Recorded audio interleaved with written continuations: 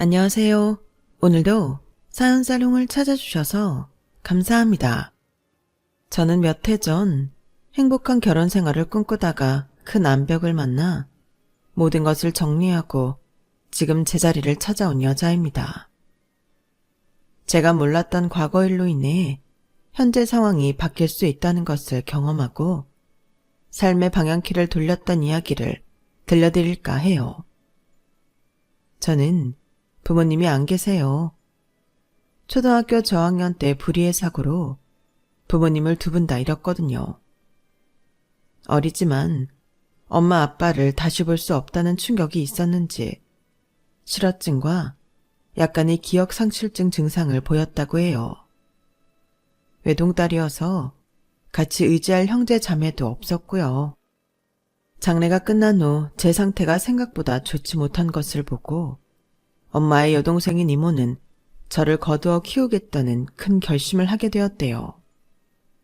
사실 그때 이모네도 경제적으로 어려울 때라서 저를 데려간다는 것 자체가 몹시 부담되었을 텐데 말이에요.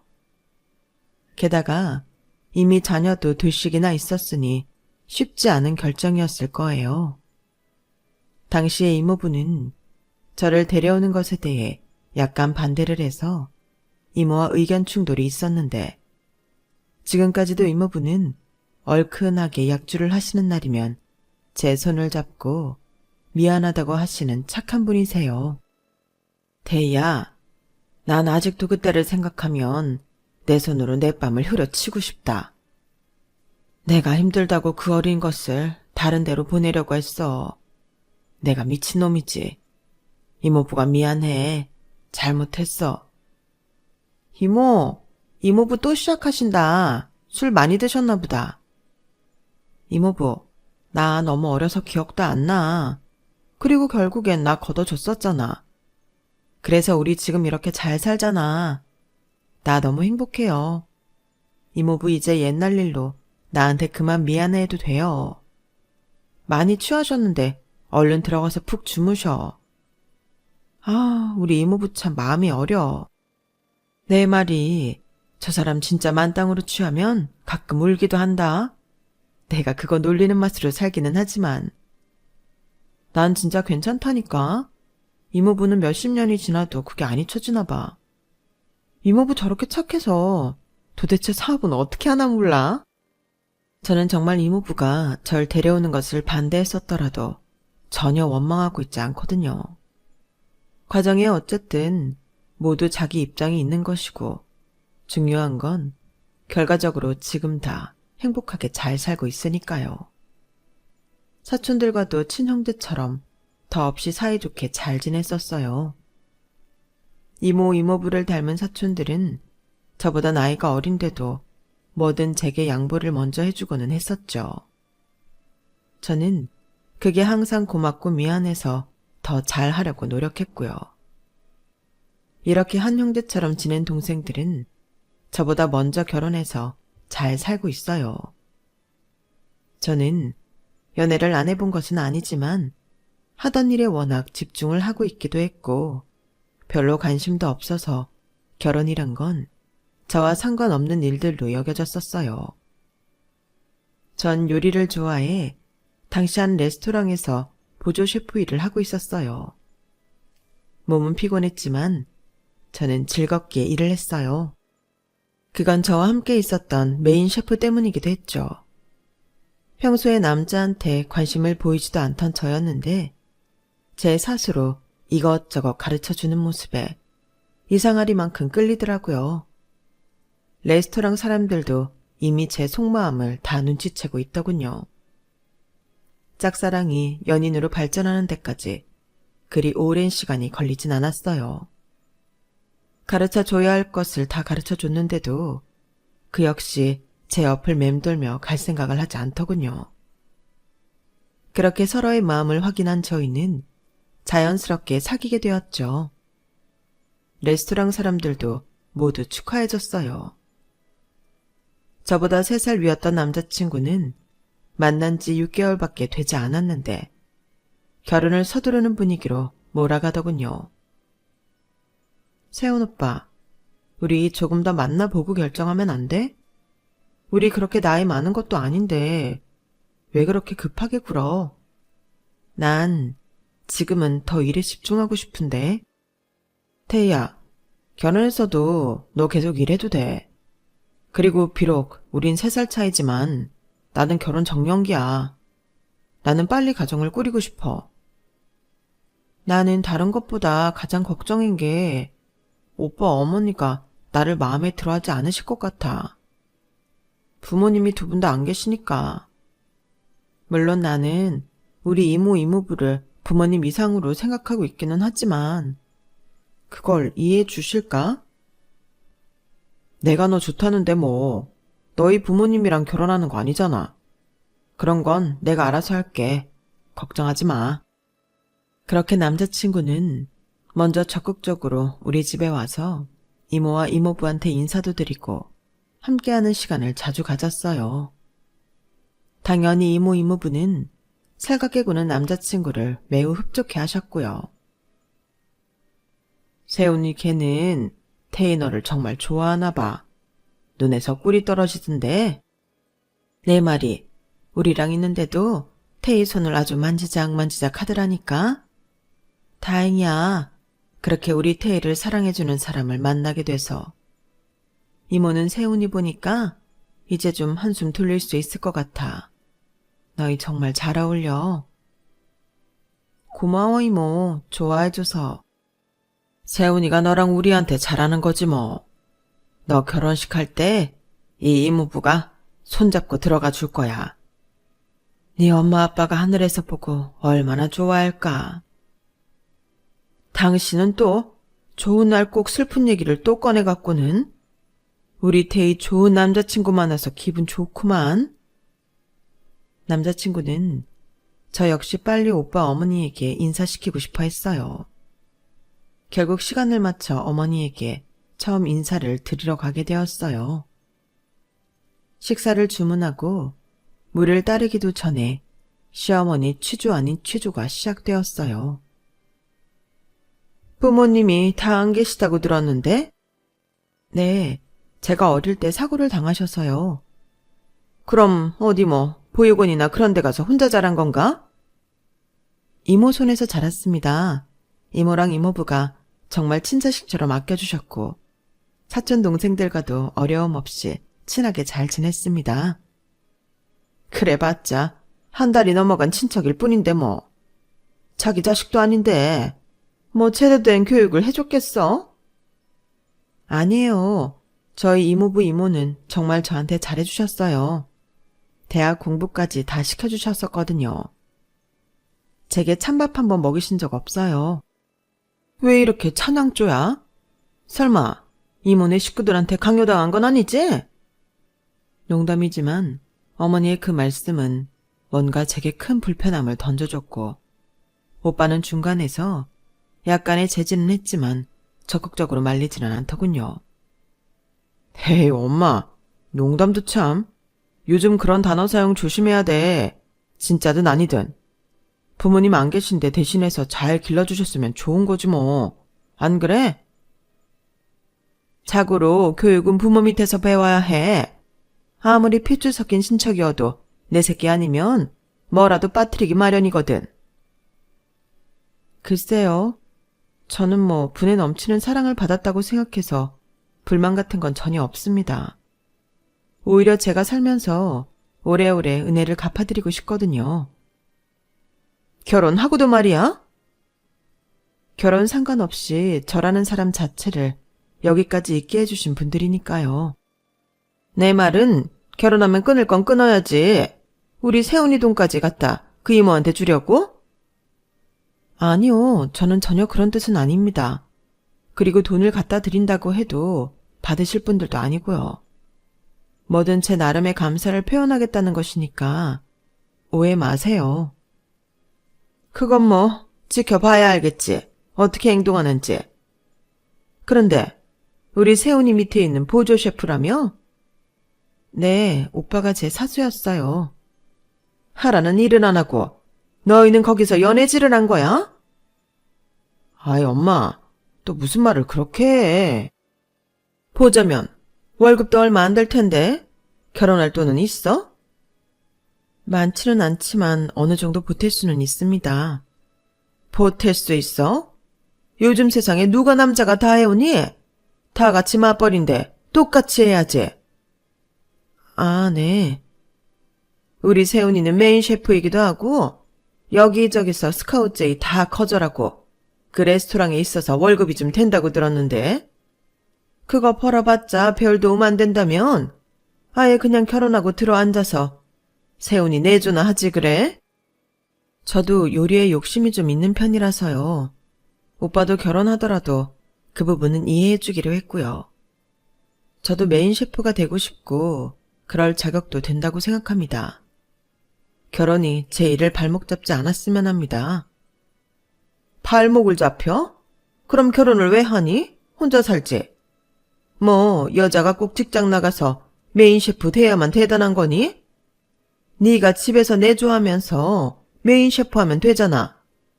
세훈이 하루 종일 거기서 요리할 텐데 집에 오면 네가 밥 먹고 쉴 수 있게 해주란 말이야. 주방에는 들어가지도 못하게 하고. 내 주변에도 자기 경력이 중요하다. 뭐 여자지만 꿈을 펼쳐야 한다. 이러면서 결혼하고도 계속 일한 여자들 다 어떻게 된 줄 알아?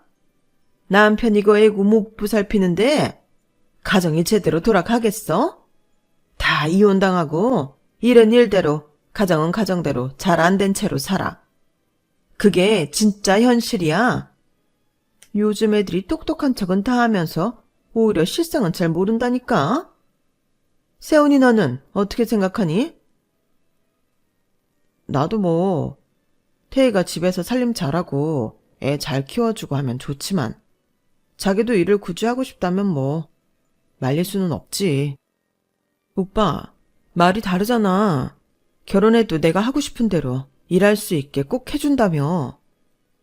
안 해주겠다는 게 아니라 그냥 내 바람은 그렇지만 네가 일을 하겠다고 고집 피우면 뭐 나도 방법이 없는 거다 이런 말이지. 봤지? 남자들은 다 이런 생각이야. 여자가 어차피 벌어도 그만 안 벌어도 그만인 돈이면 차라리 가정에 충실하는 게 훨씬 낫지.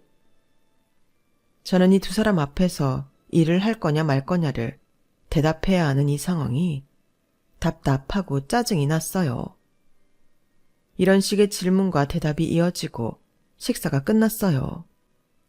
저는 생각이 많아져 체한 것 같다고 거짓말을 하고 차도 안 마시고 그냥 집으로 와버렸죠. 아무 눈치 없이 남자친구는 전화를 걸어 태희야, 괜찮아? 약은 먹었어?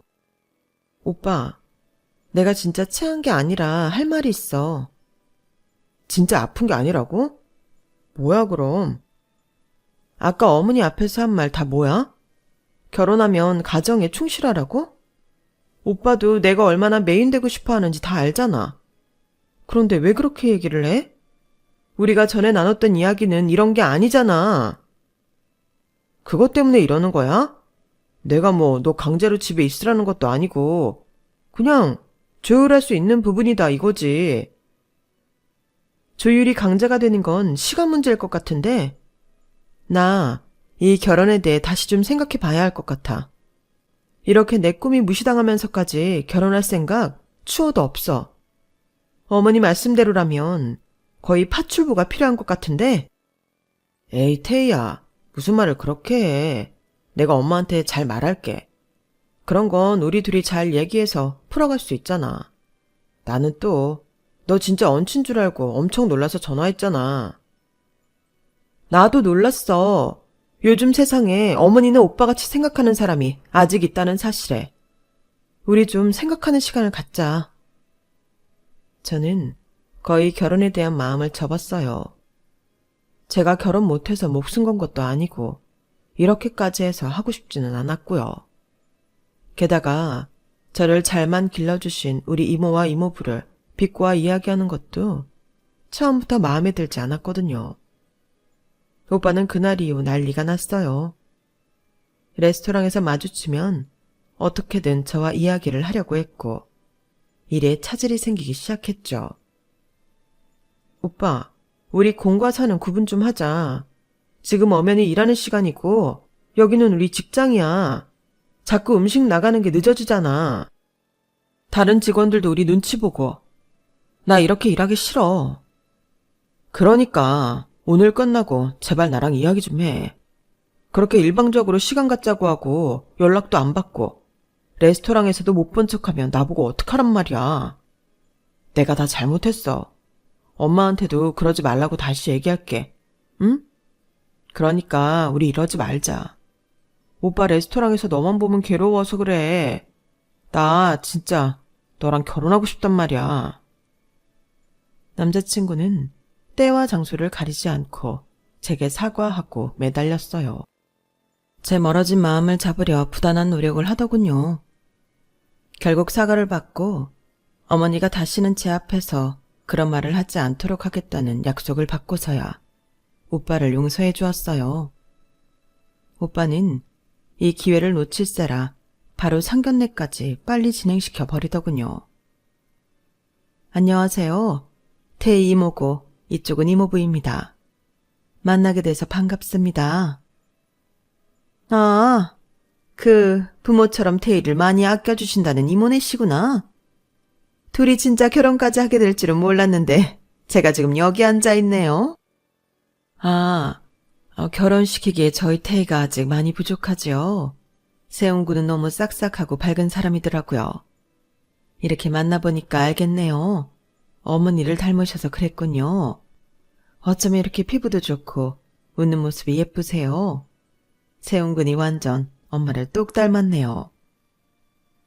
전 원래 피부랑 예쁘다는 소리는 어딜 가나 좀 지겹게 들어요. 사실 저는 이 결혼 그렇게 탐탁지는 않았어요.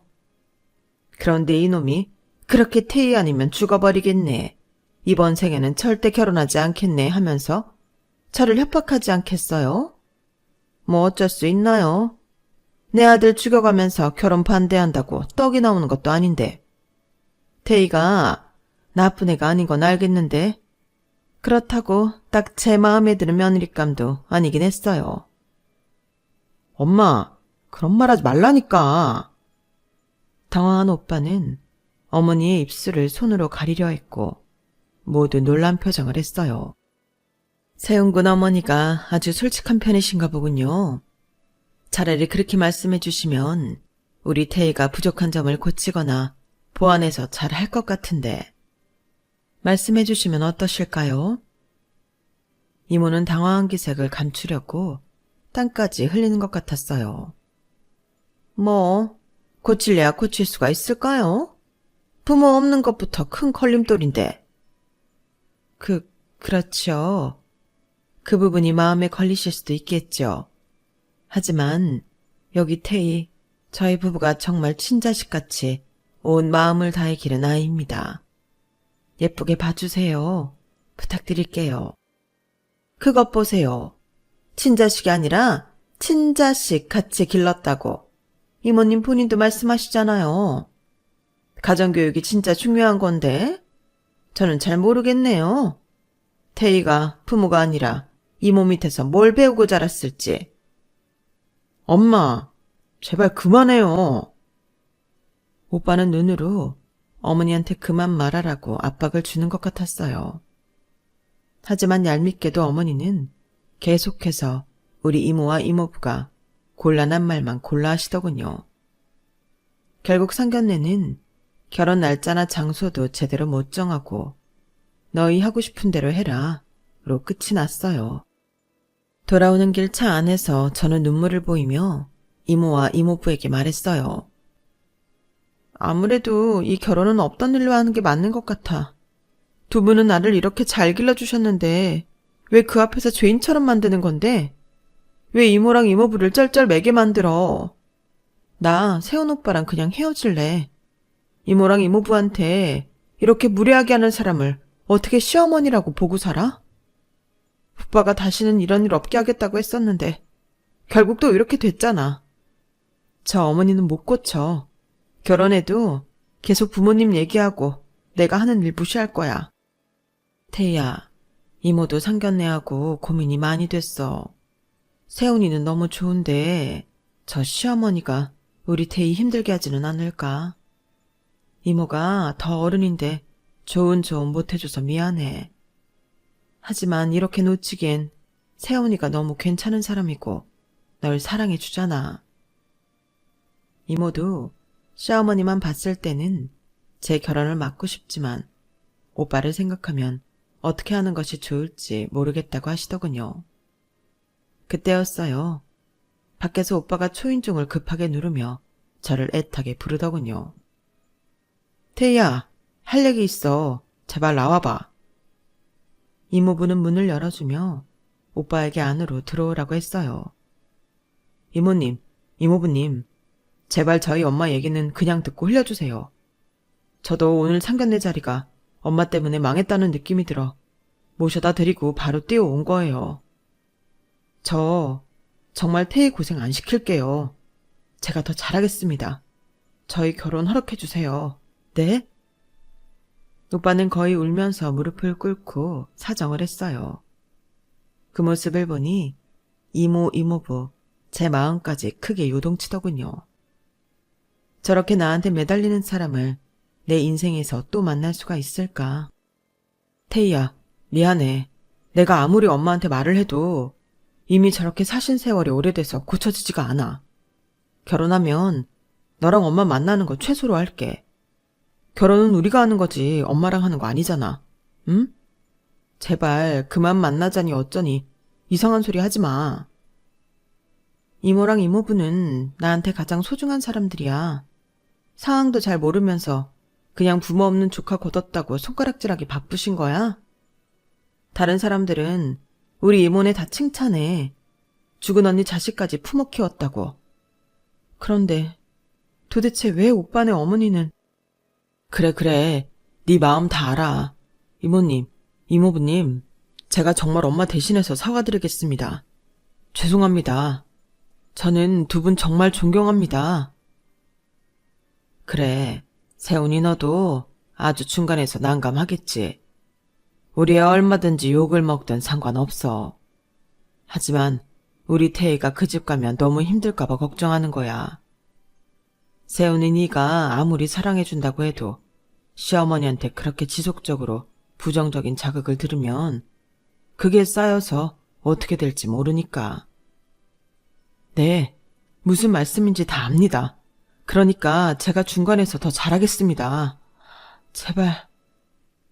알았어, 세훈아. 오늘은 이만 돌아가는 게 좋겠다. 태희가 너무 힘들어하네.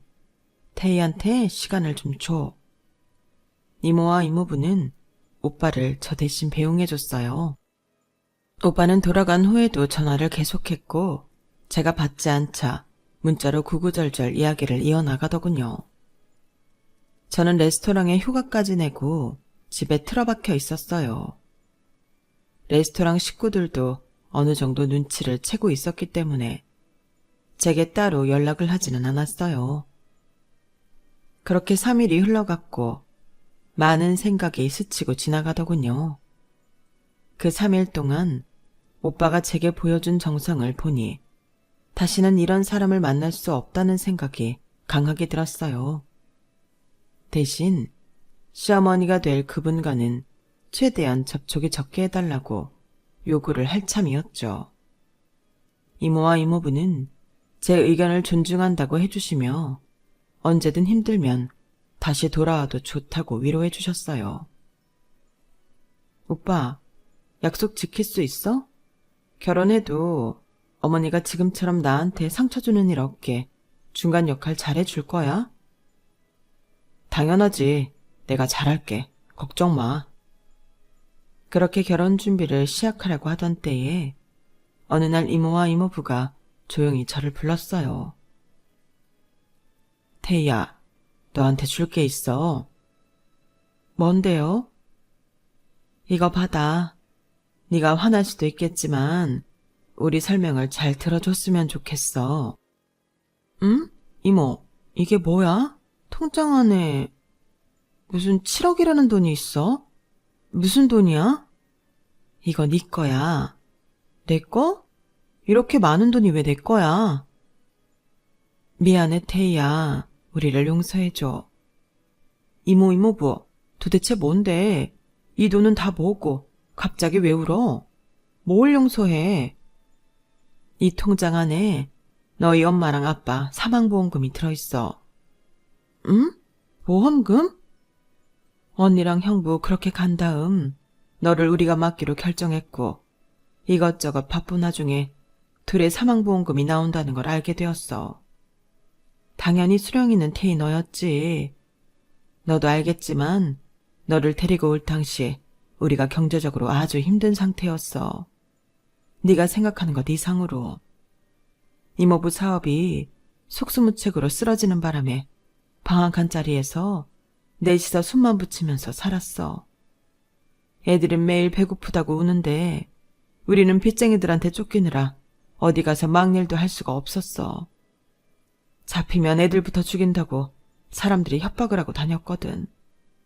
그냥 우리 넷이 같이 죽어버릴까 하며 이모부랑 손잡고 둘이 밤마다 울었어. 그러다 그때 언니랑 형부 사고 소식을 들었고 혼자 남겨진 너를 다른 곳에 끝내 보낼 수가 없어서 결국 우리 집으로 데려왔어.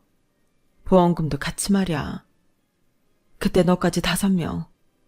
어떻게든 다시 시작해보자고 그걸로 빚을 갚고 급한 일들을 처리했어.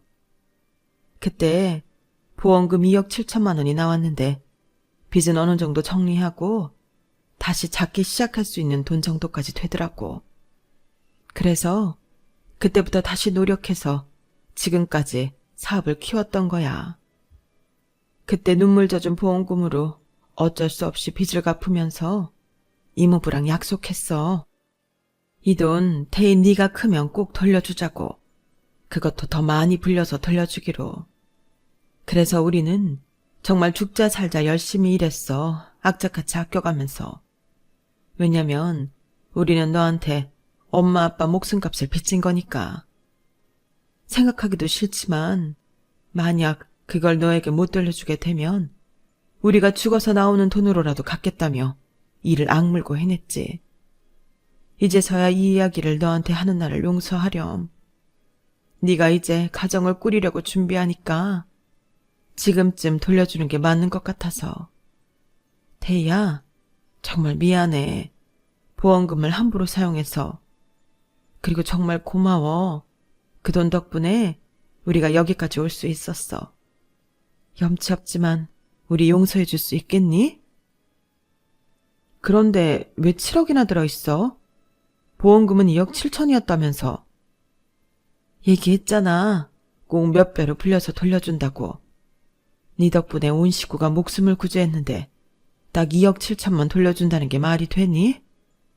이보다 더 많이 모아서 주고 싶었어. 그런데 네가 결혼 앞두고 큰 돈이 필요할 것 같아서. 하지만 이모랑 이모부가 여태껏 나를 길러줬잖아. 먹고 자고 쓰는 거 다 해주고 심지어 대학 학비까지 다 대줬으면서 이걸 내가 어떻게 받아. 그건 우리가 널 내 새끼라고 생각하고 했던 거지. 이건 당연히 너한테 돌려줘야 할 몫인 거고 그동안 더 많이 못 모아서 정말 미안하다. 태희야, 우리는 살면서 이걸로 계속 소가리를 냈었어. 네 돈을 함부로 건드렸다는 죄책감 때문에. 이모부도 너한테 너무 미안하고 감사한 마음뿐이야. 그 보험금 덕분에 나도 재기했고 지금 이렇게 잘 살게 됐잖아. 우리 태희 이렇게 예쁘게 컸는데 처제랑 유서방이 살아있었으면 얼마나 좋았을까. 좋은 남자도 만나고 이제 가정도 꾸리는데. 이모와 이모부는 제게 미안하다며 눈물을 멈추지 않았어요. 저는 도대체 이게 어떤 상황인지 어리둥절할 뿐이었죠. 억 단위의 돈이라니. 이모, 이모부, 나 이 돈 안 받을래. 뭐? 이거 엄연히 네 돈이야. 당연히 네가 가져가야지. 아니면 우리한테 많이 화가 난 거니? 아니야. 애초에 어쨌든 보험금 가지고 두 분이 성공하셨으니까. 나도 이렇게 길러줄 수 있었던 거잖아. 당시 내가 10살도 안 됐었는데 그 돈이 뭔지 어떻게 알았겠어. 그리고 결과적으로 이모랑 이모부가 이렇게나 많이 불렸잖아. 나 이거 그냥 받은 셈 칠게. 나 일하면서 모은 돈으로 결혼 준비는 충분해. 오히려 이것보다 더 두 분한테 내가 드리고 싶은 걸. 태희야, 그러지 마. 이모가 더 미안해지잖아. 이모, 울지 마. 나 진심이야. 나한테 미안해하지도 고마워하지도 않아도 돼. 오히려 내가 더 미안하고 고마운 걸. 나 때문에 많이 고생했잖아. 덕분에 내가 이렇게 잘 크기도 했고. 나 이모랑 이모부 아니었으면 지금 어디서 어떻게 살고 있었을지 몰라. 난 이 7억이 아니라 70억, 700억을 들여도 모자라. 그러니까 이건 넣어도 마음만 받을게. 저희 셋은 한참 실랑이를 했고 결국 저는 그 통장을 받을 수밖에 없었어요. 태희 너 이거 안 받으면 이모 못 산다. 이거 너한테 돌려줄 날만 기다려왔어. 얼른 받아. 나 죽은 언니한테 더 염치 없게 하지 마. 막상 이렇게 큰 돈이 제 손에 들어오니 저는 어떻게 해야 할지 모르겠더군요. 몇 날 며칠을 고민했어요. 이모, 이모부, 나 할 말 있어요. 저는 비장한 얼굴로 이야기를 했어요. 두 분 말씀대로 저 이 돈 받을게요. 그리고 결혼 준비하는 데도 보탤게. 대신 나도 부탁이 있어. 꼭 들어줘야 돼. 뭔데 그래 태희야. 이 집 리모델링 하자. 리모델링? 이모부 사무실이랑도 가깝고 교통도 좋고 주변 인프라도 다 좋은데 이 집 너무 오래됐잖아. 이모랑 이모부는 죽을 때까지 이 집에서 살고 싶다며. 그래서 나 시집가기 전에 그 돈으로 여기 싹 다 새 것처럼 해주고 싶어. 그래야 내 마음도 편할 것 같아. 새집 느낌 들게 좋은 자재로 좋은 디자이너 구해서 여기 리모델링 해줄게요. 그리고 하나 더. 이모부 바쁘겠지만 잠깐 시간 빼서 두 분 여행 보내드릴게. 내가 좋은 크루즈 여행 찾아놨어. 나 이렇게라도 안 해드리면 평생 마음 불편할 거야. 이모와 이모부는 눈이 휘둥그레져 서로 쳐다보며 난감한 표정을 짓더군요. 태희야, 이거 온전히 네 돈이야. 우리한테 이렇게까지 안 해도 돼. 내가 하고 싶어. 이렇게 큰 돈을 갑자기 나한테 주고는 나보고 다 감당하라고? 제발 내 말대로 해줘요. 우리 셋은 서로 양보 아닌 양보를 하며 제가 말한 대로 하기로 합의를 봤어요. 저는 한껏 홀가분한 기분이었죠. 리모델링과 크루즈를 보내드리고도 한참 돈이 많이 남을 것 같아 저는 오빠에게 이 돈으로 우리 미래를 꿈꾸며 나갈 일을 의논하고 싶었어요. 오빠, 나한테 돈이 좀 생겼는데 우리 이걸로 나중에 레스토랑 차릴까? 돈? 갑자기 무슨 돈? 얼마가 생겼는데 레스토랑 이야기를 해? 좀 많이. 제가 통장을 내밀자 오빠는 펄쩍 뛰며 놀라더군요. 1, 10, 100, 1000만, 10만, 100만, 1000만, 억? 7억? 이게 뭐야? 7억이라니. 나도 엄청 놀랬어. 나 어릴 때 부모님 두 분 다 돌아가셨잖아. 그때 사망보험금이 나왔었대. 그런데 이모랑 이모부가 찢어지게 가난한 상황인데도 나를 걷어주셨다고 했잖아. 이 돈으로 꼭 다시 성공하고 날 키워주시면서 훗날 내가 크면 몇 배로 불려서 돌려주겠다고 하셨대. 다행히 이모부 사업이 너무 잘 풀려서 지금 여기까지 오게 된 거고 2억 7천만 원이었던 보험금을 7억까지 불려서 나한테 돌려주신 거야. 그럼 너 몰래 돈을 가로챈 거야? 가로채다니 나 대신 맡아주신 거지. 너무 색안경 끼고 보지 마. 그동안 두 분이 나한테 해주신 건 7억보다 더 큰 거니까. 그럼 우리 신혼집 더 크고 좋은 걸로 갈 수 있겠다. 신혼집? 우리 구한 거 둘이 지내기에 충분하잖아. 컨디션도 나쁘지 않고. 계약 취소하고 다시 구하자고? 당연하지. 여기서 3억만 더 보태도 훨씬 좋은 아파트로 갈 수 있어. 굳이 그래야 해? 난 지금 거기 좋은데. 우리 이런 걸로 욕심 부리지 말자. 이런 걸로 욕심 안 부리면 뭘로 욕심 부려? 나도 40평대 넘는 아파트 살아보고 싶었단 말이야. 오빠, 둘이 사는데 40평대가 뭐가 필요 있어. 그리고 이 돈 지금 당장 그렇게 써버리지 말고 우리 미래를 위해 조금 더 아껴두자. 아니야. 내 친구 성민이 알지? 그 새끼가 이번에 한강 보이는 아파트로 이사 갔다고 얼마나 뻐겼는지 알아? 진짜 한 대 치고 싶었다니까. 그 새끼 코를 납작하게 해줄 좋은 기회인데 그걸 왜 놓쳐? 우리 더 화려하고 좋은 집으로 가자. 저는 갑자기 달라진 오빠 태도에 당황했어요. 돈이 생긴 걸 알자마자 욕심 그득한 하이에나처럼 돌변하더군요. 나중에 레스토랑이라도 하나 차리려면 지금 굳이 필요 없이 집에 돈 안 들여도 되잖아. 나중엔 또 벌면 되지. 돈이 이렇게 많은데 이걸 왜 썩혀두니? 나머지 돈은 어떻게 굴려볼까? 오빠, 주식 같은 거 절대 생각하지 마. 나 그런 거 딱 질색이야. 태희야, 오빠만 믿어. 오빠 주변에 주식으로 성공한 애들 엄청 많아. 좋은 정보는 널렸어. 그동안 돈이 없었지. 싫다니까. 나 이거 이모랑 이모부 집도 새로 해줘야 하고 여행도 보내줘야 해. 그러고 남는다 해도 주식 같은 거 할 생각 추호도 없어. 집? 여행? 그건 다 무슨 소리야? 이모 집 너무 낡아서 리모델링 해주려고. 크루즈 여행도 보내드리고. 야, 유태희. 그 돈이 어떤 돈인데 리모델링을 해주고 크루즈를 보내줘? 응? 그게 무슨 말이야? 네 부모님 보험금이라며. 우리는 이제 결혼할 사이고. 그럼 이 돈은 가족이 될 누리의 돈이지. 이걸로 어떻게 쓸지는 나랑 상의해야지. 그게 무슨 논리야. 정확히 말하자면 여기서 2억 7천만 부모님이 나에게 남겨주신 돈이야. 나머지는 이모가 나한테 더 많이 주신 거라고. 그걸로 내가 뭘 해드리겠다는데 왜 오빠가 지금 이렇게 흥분을 하는 거야? 여기에 오빠가 왈가왈부할 자격이 되는 거야? 자격? 나 이제 네 남편 될 사람이야.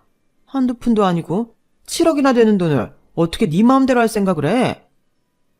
그래서 내가 오빠한테 미래에 할 수 있는 레스토랑이라도 구상해 보자는 거였잖아. 그런데 이미 다 구해놓은 집 넓힐 생각이나 하고. 아무튼 난 동의 못해. 너 그 돈 1원이라도 이모네한테 쓰기만 해. 저는 이 상황을 어떻게 받아들여야 할지 모르겠더군요. 자상하고 따뜻했던 사람이 갑자기 큰돈 앞에 눈빛부터 변하면서 자기와 상의하고 쓰라며 억지를 부리기 시작했으니까요. 그게 그와 제대로 어긋나기 시작한 첫걸음이었어요. 매일같이 제게 7억에 관해 이야기하길래 제가 듣고 싶지 않다고 무시했더니 저희 이모에게 직접 전화를 걸어 무리하게 굴었더군요. 이모, 이모부가 그러던데 세훈 오빠가 전화해서 뭐라고 했다며? 이모한테 뭐라고 한 거야? 그게 난 괜찮아. 왜 이모한테 뭐라고 하는 건데? 빨리 말해봐. 나한테 깜빵 가고 싶냐고. 뭐? 깜빵? 나보고 범죄자라고 하더라. 어린애 돈을 가로채갖고 마음대로 쓰고 걸릴 것 같으니까 이제야 갚는 척 하는 거냐고. 애초에 2억 7천이었던 건 맞냐고. 사실 더 많았는데 줄여서 7억만 준 거 아니냐면서. 태인이가 도통 자기 말을 안 듣는데 우리가 너한테 뭔 짓 한 거 아니냐고 의심하더라고.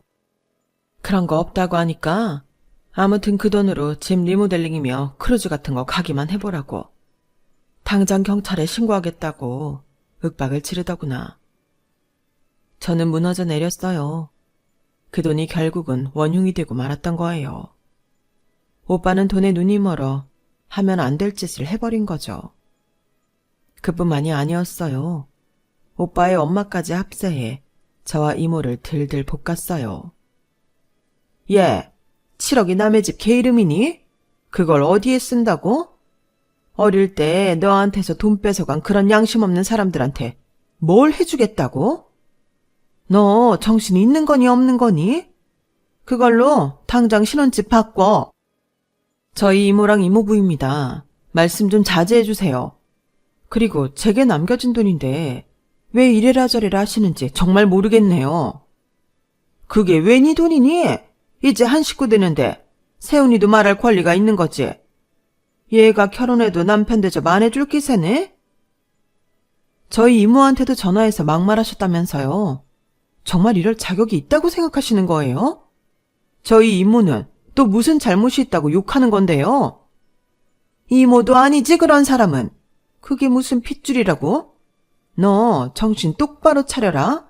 결혼하면 넌 이 집 사람이야. 제가요?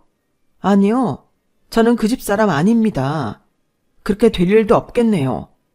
혹시나 했는데 역시네요. 돈 앞에서 이렇게 쉽게 밝혀질 줄 꿈에도 몰랐네요. 이렇게 비상식적인 사람과 한 식구가 될 수는 없습니다. 원하시는 대로 저 하세훈이랑 깨끗하게 헤어지겠습니다. 헤어지다니? 그건 안 되지. 너 우리 아들한테 돈 주기 싫어서 그런 거지? 너 진짜 양심 없구나. 돈 주기 싫었으면 애초에 이런 돈 있다는 것도 말 안 했을 거예요. 한때 하세훈이랑 미래를 꿈꿨던 제가 너무 어리석고 바보 같네요. 마지막 경고입니다. 저희 이모 이모부 그만 괴롭히세요. 그리고 저한테도 연락하지 마세요. 이제 그쪽 아들이랑 아무 사이도 아니니까. 저는 그렇게 정리하고 파혼을 했어요. 물론 그 후로도 그 집안 사람들의 괴롭힘이 한동안 이어지긴 했지만요. 집에 찾아오는 건 물론 전화, 문자, 협박까지. 저는 당연히 레스토랑을 그만둘 수밖에 없었고요. 경찰에 스토킹으로 신고를 한 뒤에야 멈추더군요. 파혼 이후 저는 제 자신에게 실망했고 자책을 많이 했어요. 그런 인간을 못 알아봤다는 것에 대해서요. 나한테 그저 매달리고 입으로 달콤한 소리를 했던 거에 넘어가 그 사람의 진상을 제대로 볼 생각을 안 했던 거죠. 게다가 그 어머니가 저와 우리 가족들을 무시한다는 것을 느꼈을 때 어리석게 본인이 더 잘하겠다는 하세훈 말만 믿고 일말에 기대를 했었다는 것이 헤어짐의 아픔보다 제 자신에 대한 실망감 때문에 더 힘든 시간이었어요. 하지만 이모와 이모부는 제 옆에서 묵묵히 저를 도와주셨어요. 오히려 당신들 때문에 이렇게 됐다며 미안해 하셨고요. 한동안 길고 어두운 터널에 있는 것 같더군요. 그리고 지금은 어떻게 됐냐고요? 시간이 조금 걸리기는 했지만 다행히 저는 그 터널을 빠져나왔답니다. 다시 마음을 잡고자 등록한 요리학원에서 정말 좋은 제 반쪽을 만났고 그와 결혼해 지금은 작고 아담하지만 인기 많은 식당을 운영하고 있어요. 욕심은 없지만 저와의 탄탄한 미래를 기대하고 있는 따뜻한 남자랍니다. 식당은 철저하게 예약제로 운영되어 저희 부부에게 워라밸이 있는 삶도 확실히 보장이 되었고요. 그리고 이모 이모부에게 약속했던 것들도 다 마무리가 되었어요. 장장 4개월에 걸쳐 정말 세련된 집으로 탈바꿈했고 그동안 두 분이 편하게 크루즈 여행과 유럽 전역을 누빌 수 있도록 해드렸어요. 다녀와서 이모는 외국병에 걸려서 이민 가고 싶다라는 말을 한동안 달고 살기는 했지만 말이에요. 들리는 소문에 의하면 하세훈은 저와 파혼 후 정신 나간 사람처럼 일에 집중을 못해 레스토랑에서 큰 클레임이 자주 있었다고 해요. 그 일로 레스토랑에서 해고되고 자기 마음에 드는 곳을 못 찾아 작은 트럭을 몰고 다니며 떡볶이 같은 분식을 팔며 겨우 산다고 하더군요. 많은 분들이 묻더군요. 이모랑 이모부가 원망스럽지 않냐고. 제 대답은 절대 아니라고 말씀드리고 싶어요. 제가 너무 어려 그 보험금의 존재도 모르고 여기저기 휩쓸려 다니며 살 수도 있었는데 두 분 덕분에 이렇게 사람 노릇하고 살고 있잖아요. 그리고 불려서 돌려주신 그 보험금 덕분에 쓰레기 같은 인간과의 잘못된 결혼을 막을 수 있었으니까요. 그리고 지금 이렇게 좋은 남편을 만났으니까요. 오늘따라 이모랑 이모부가 너무 보고 싶네요. 남편이랑 치킨에 맥주 사서 이모한테 가야겠어요. 이렇게 털어놓고 나니 마음 한켠에 있던 어떤 덩어리가 없어지는 것 같네요. 제 이야기 들어주신 분들 감사합니다. 항상 가정에 행복이 가득하시길 바래요. 여러분, 사연 댓글에 응원과 현명한 조언 부탁드려요. 좋아요와 구독은 저에게 큰 힘이 됩니다. 오늘도 좋은 일 가득하세요.